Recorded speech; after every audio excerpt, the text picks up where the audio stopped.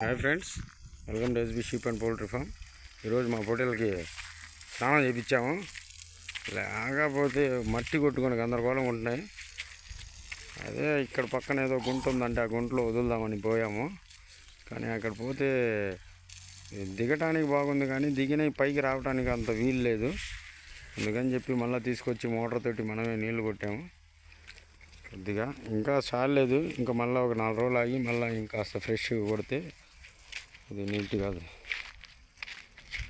ఉంటాయి. ప్రస్తుతానికైతే ఉన్న కొద్దిగా వేసి కొద్దిగా వాటర్ కొట్టాము. కొద్దిగా కొరపన్నా కొద్దిగా ఫ్రెష్ అవుతాయిలే అని. ఓకే ఫ్రెండ్స్, వీడియో లైక్ చేయండి, షేర్ చేయండి.